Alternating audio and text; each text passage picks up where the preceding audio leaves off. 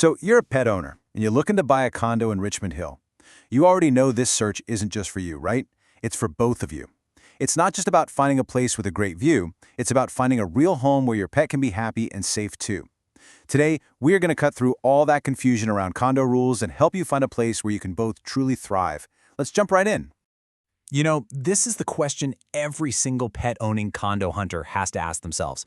You find that perfect place. It's got the right layout, it's in a fantastic location, but what if the building's rules, or even just its physical design, make daily life a total struggle for your pet? Well, that dream can turn into a pretty stressful reality, and fast. And here's why that happens. The little secret is that the pet-friendly checkbox you see on a real estate listing, that's really just the very beginning of the story. So in this explainer, we're going to pull back the curtain on what that label actually means and what you really need to be looking for. Okay, let's start with that big one, the pet-friendly myth. We're going to tackle this thing head-on because you have to understand the huge gap between what the marketing tells you and what the rules can legally enforce. See, this slide gets right to the heart of the problem. A listing might scream pet-friendly in big, welcoming letters. But the reality?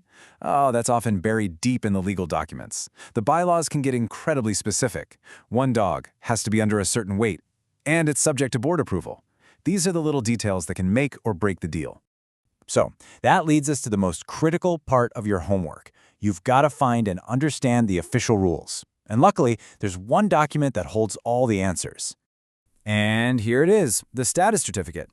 Seriously, think of this thing as the condo's official biography. It tells you everything. For any condo purchase in Ontario, reviewing this isn't just a good idea, it is an absolutely critical part of the legal process.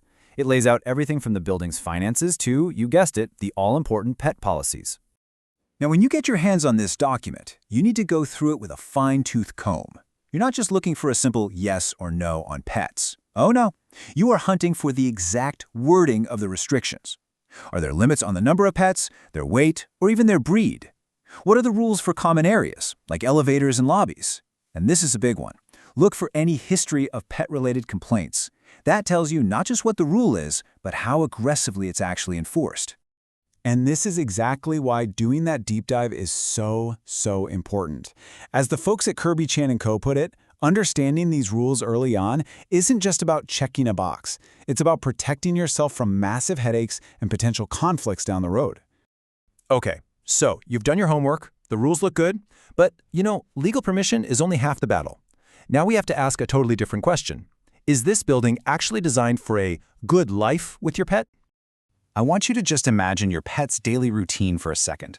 Is it going to involve navigating super long, confusing hallways? How about a long wait for one of the only 2 elevators during the morning rush? And then, when you finally get outside, are you stepping right onto a busy street with not a patch of green grass in sight? This kind of daily friction, it might seem small at first, but trust me, it can add up to a whole lot of stress for you and your pet. And it goes way beyond just the trip outside. How's the soundproofing between units? Is the balcony actually safe and big enough to be useful?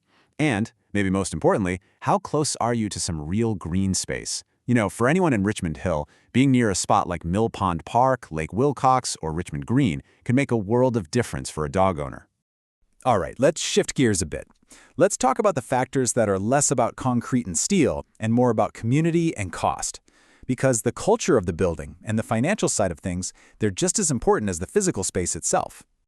This is where you basically have to investigate the condo board's personality. Is it run by reasonable, pet-friendly people, or is it known for being super aggressive with enforcement and handing out fines all the time? A building that allows pets on paper can still feel incredibly unwelcoming if the culture is just tense and full of complaints. And please, don't forget about the money angle. Does the condo make you get specific liability insurance just because you have a pet? Are you going to be pressured to install expensive sound-dampening floors? And think about the future too.